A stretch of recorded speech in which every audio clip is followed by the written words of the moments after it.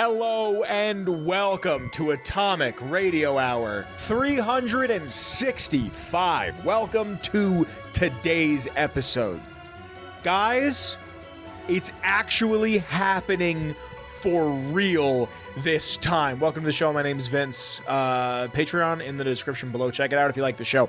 It's actually happening for real this time. If you've been following this show since the early days of this show, you will know that I've been talking about for what feels like 6 or 7 years, it. And what it is the Fallout 3 Remake Remaster. It is finally happening. Finally. Kind of. Sort of. So, I like toys. I'm an adult. And I will spend my adult money however I please. I'll buy comic books and video games and toys. I will act like the little boy I once was with an unlimited wallet. Just as much money as I can throw at something. And we got something leaked from McFarlane, and I've shown it off before. I have Benny. I have the California Ranger. I have a T60 and a Soul Survivor, female Soul Survivor. And McFarlane, who I think makes some of the best toys on the market at a consumer price, if $60 is considered the consumer price for the Elite figures, whatever, if not more. An Elite Edition 7-inch Fallout 3 Remastered number 13 T45B Nuka-Cola. Fallout 3 Remastered is slowly becoming the worst kept secret in gaming. Same thing with New Vegas. It feels like everybody and their mother, except for consumers, know that these games are being worked on. Seems like they know these games are being made, but this got me excited for many reasons. One, Fallout 3 gets more merch. Fallout 3 gets more merch. You'll see me in just Fallout 3 stuff all the time. Like, that's just going to be a shirt I wear all the time. Fallout 3, Fallout 3, Fallout 3. Especially if it's just like a cover art photo. Like, I have a Fallout 1 shirt. Dope. Fallout 3 shirt. Crazy. Especially, like, and it's not even like I want anything crazy. Like, I just want it to be like a picture of all of the companions, or just Butch DeLoria, Paul Hannon, and Wally Mack. That's it. Like, but anyway, this is coming out. Apparently, McFarlane hasn't said anything. This got leaked from online retailers, but it seems like this might be the first real look into it. And if I remember correctly, from Toy News International, I'm reading this. This was posted by, I can never say anybody's names, on March 9th by Cochran. And I remember hearing somewhere that this was going to be in August. So maybe, I think we're going to get a surprise drop like we got with Oblivion. But if this is the best kept, or the worst kept secret in gaming for the past like 2.5 years since that Bethesda leak happened, this might be the first thing that we actually get before the game comes out to promote it. But we might actually get to see this at E3. And if we get to see this at E3, color me intrigued, man, because I very much will.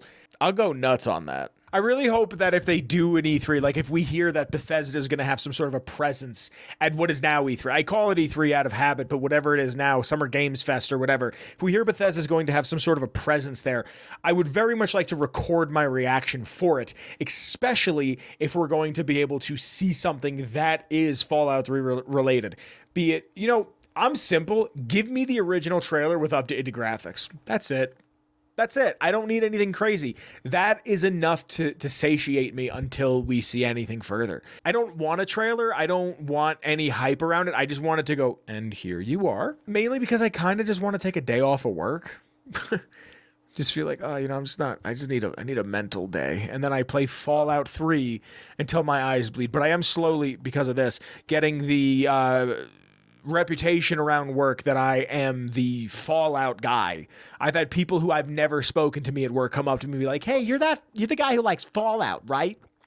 What'd you think of season 2? And I'm just like, I got a podcast. I've never done that. I very rarely have ever done that to anybody. Also, I got a notification on my phone earlier today from comicbook.com saying that a Fallout game was canceled at Xbox. This is, oh wow, a name I could read. This was posted on March 11th by Logan Moore. A new Fallout game has reportedly been scrapped behind the scenes at Xbox. According to games media veteran Jeff Gerstmann, a new Fallout project was in the works at a studio owned by Microsoft, but it is no longer happening. He didn't divulge which studio was working on the game at the time, nor did he say much about its nature. He just verified that he heard about its existence before stating that it'll likely never be released. quote, "There is a Fallout thing in development at another Microsoft-owned studio that I think is no longer going to see the light of day," Gerstmann says. I have been saying on this show since we started the show 8 years ago, a Telltale style game I think would do wonders in this universe, especially if you kind of confined it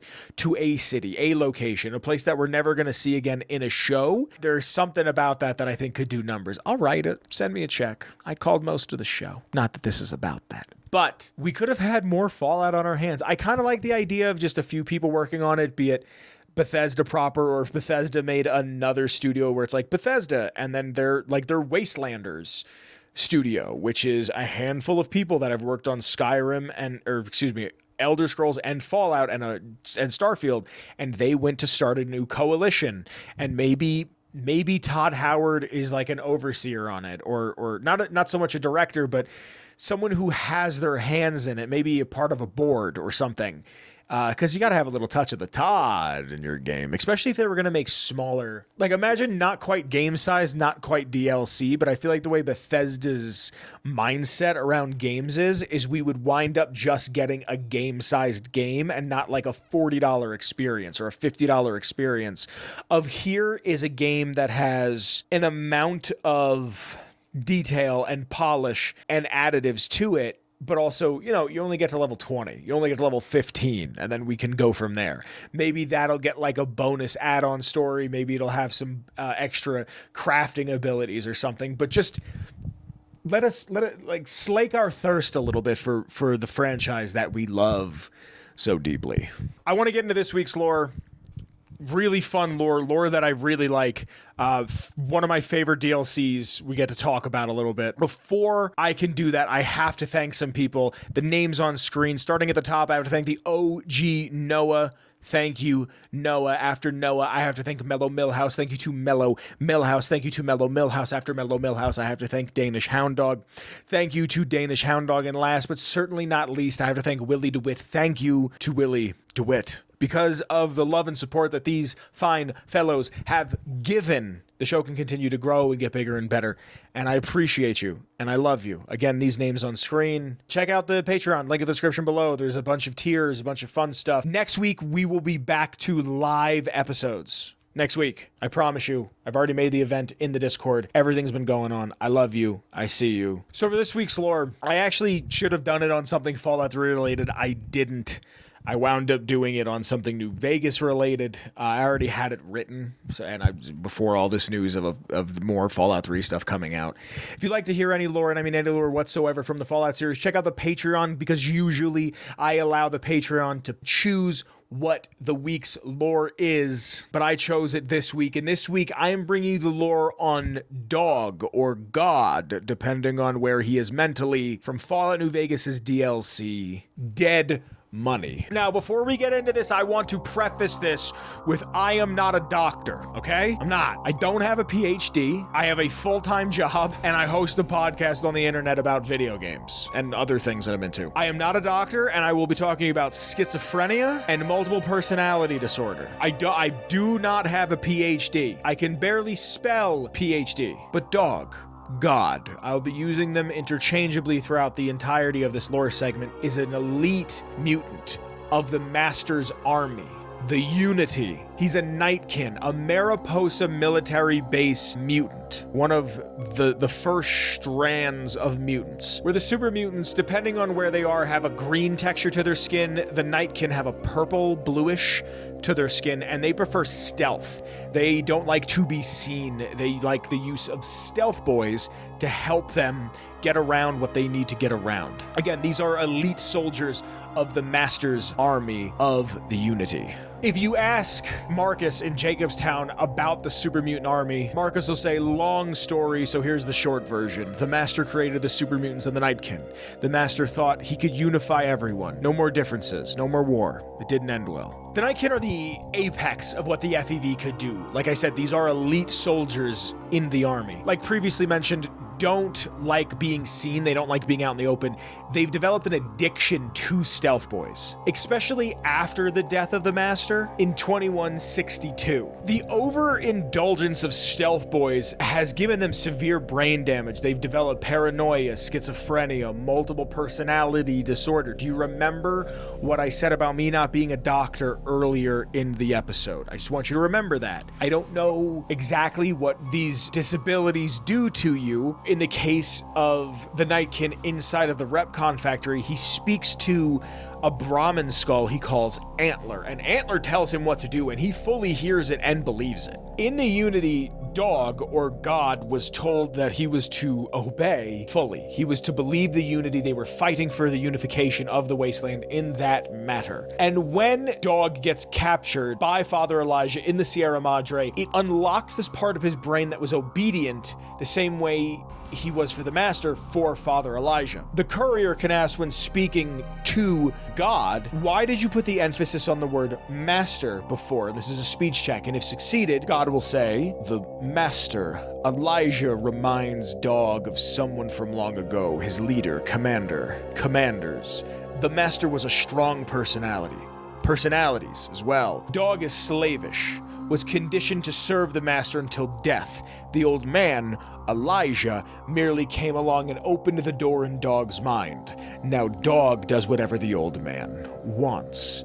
I get all of my lore off of Fallout.fandom.com, the Nukipedia, if you will. I love these games. I've played these games, but when it comes to stuff like this, I like to check up on it every now and again. When you meet this character in game, you don't meet God. You don't meet the person who's going to talk to you in a civilized manner. You meet the brute. You meet the slave. You meet Dog. For years, traveling the waste, Dog was just out there listening to people he shouldn't, doing things he shouldn't, and eating.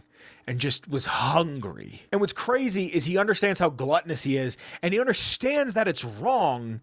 He just can't help himself. He needs to indulge in that. He needs to take part in the feeding. And I feel like I've kind of left this part out, and I apologize. Dog is a Nightkin, so he's a purple, bluish super mutant with Dog carved into his chest. He's got a bear trap on his arm. He's got bandages. He looks rough. He's got a chain around his neck. He doesn't have armor on. He's very bare bones. And speaking to Dog feels like he talks like this, and he's hungry and does not like being around people that are mean. And then you speak to, it's kind of like Cat Dog, if anybody remembers that old cartoon. God speaks eloquently. He speaks with thought, and then Dog just kind of barks. And like everybody else that a Father Elijah has captured, they have the slave collars on them. You can't fit a slave collar around a super mutant neck. So it turns out that Dog ate one. Inside of his tum-tum, inside of his intestines, is stuck as adhered a slave collar, a bit of a slave collar. The courier could say, how the hell did you, or whatever, eat one of those collars? And God will say, they detach when segmented. They look like nothing more than metallic rad scorpions. And if they're attached to neck flesh, warm, red. Dog doesn't care what's on the body he's crushing in his hands. He'll mangle it, twist it, make it fit until he's full. Dog can't help himself. Hungry, greedy. And now the collar's inside, alive again, and we're trapped until it goes cold. I don't remember him ever saying an amount of time he has been there, and I did not read anything about it when I was writing down my notes. Dog, in a sense, is safety. Dog is comfort. Dog is giving up. Dog is everything that feels normal and natural and should feel normal and natural for somebody to just give up and go, I'm just going to do what's the easiest. God is who he was always trying to be, and mind you, This is a mutant who was dipped in the 2160s. You know, this is a guy who he had an entirely different life up until this point. It could have been, it could have been a vault dweller. Probably wasn't. Could have been a regular waster. This could have been a guy with a family and prospects and hopes and dreams and aspirations, and then became part of the Unity and saw how strong and intelligent he had become and given up all of his past life. Another thing that I think is so interesting, and I wanted to bring up here in some point, In an altercation, a conversation between Dean Domino and God, Dean Domino go, I used to know a ventriloquist with more skill than you. At least he had the sense to know his own name without carving it into his chest. And God says, mirrors tell me my name when needed. And I have a name for you, several, thief, coward, showman. Radiation couldn't kill the truth, could it? And in that, there's something about that I loved in the way that's said. God needs the mirrors to show him who he is. I have written down in my notes here that when in an episode, in a psychiatric episode, which again, not a doctor, okay? Not a doctor, not a registered nurse, not a practitioner, a real one, yes. All those other things, I do not work in the medical field.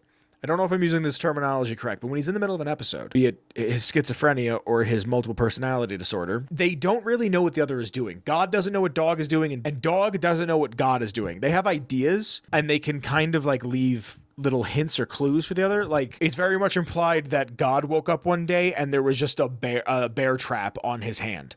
And he's like, oh, how did this get here? So I wonder if Dog looks in a mirror, like is passing something, is at a lake getting a drink, and Dog reads God back, because it's Dog backwards, and goes, huh? And then God comes out. I want to know what this person's real name is too. The pain, the physical anguish that Dog has gone through very much keeps God's voice at bay. In another conversation between Dean Domino and Dog, Dean Domino will say, why are you so carved up? That bear trap on your arm. Dog replies with, reminds me, keeps the voice out of my head. He can't talk when the pain is howling at me. So he's self-aware enough to know how to keep God's voice away from him. And so he doesn't transform out of that version of himself. Dog doesn't understand that him and God are the same thing. He doesn't understand that there are similarities between the two of them that are more than just the thing that takes over. God is aware of this. Dog thinks he's being punished by God throughout all of this. God sees Dog very much as a little brother figure, something he has to take care of, something he has to nurture, something he has to watch after. Where Dog sees God as an authority figure and not much else. The courier, if passing a check while speaking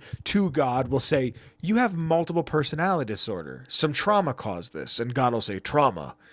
Yes, in a manner of speaking. Do you see his wounds covering his skin? The bear trap on my arm? He placed his own hand on it. The name he carved into his chest to remind him of who he is. He inflicts pain on himself to silence me when all I do is try to... He cuts, hurts, and tries to murder me out of him. He won't succeed. Just makes me angrier. Dog is a beast. We simply change cages. God could even say at a later point, I'm the voice of reason. I sleep sometimes, down in the basement, in the cage. Now that I'm awake, Dog goes back in the cage. Dog knows I'm here, but I can't do anything about it. I'm his conscience. Keep him tame. Keep him from hurting us, doing foolish things. I've been trapped in here for some time, and then you came along and let me out. When you first get to speak to God, it's a holotape that you play on your Pip-Boy out loud that just is God going, back in your cage, dog. God likes to think that he's the original, that's the personality that is the original Nightkin, the original person, the original super mutant, but he's not entirely sure. And he also feels like if he kills Elijah, that will kill the thing the dog wants to satisfy a master. Again, the dog is obedient. A slave obeys. And the dog wants to satisfy his master. And Elijah has become his master since the master has died. Now, depending on how the Madre ends when you do the heist, there's one of 4 outcomes. One is that Dog is dead, Dog is alive, and God is alive. Only Dog is alive, and only God is alive. Now, I don't normally do this, but because it's a DLC character, I'm going to just read what the endings are. So if this is Dog is dead. When Dog fell in the Sierra Madre casino, 2 died as 1. Dog died hungry, alone, frightened. The voice in his head died with him, screaming, furious, enraged. But the voice was gone, and Dog was grateful. At least Dog was dead, and the voice needed to watch over him no more. In the moment before their lives ended, the wall between the two personalities fell. The two became silent as they saw the chain between them.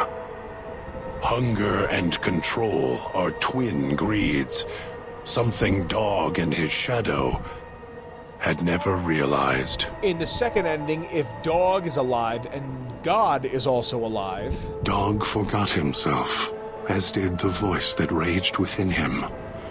After their passing, a new voice spoke within the mutant shell. It was difficult for the voice to remember the two it once was.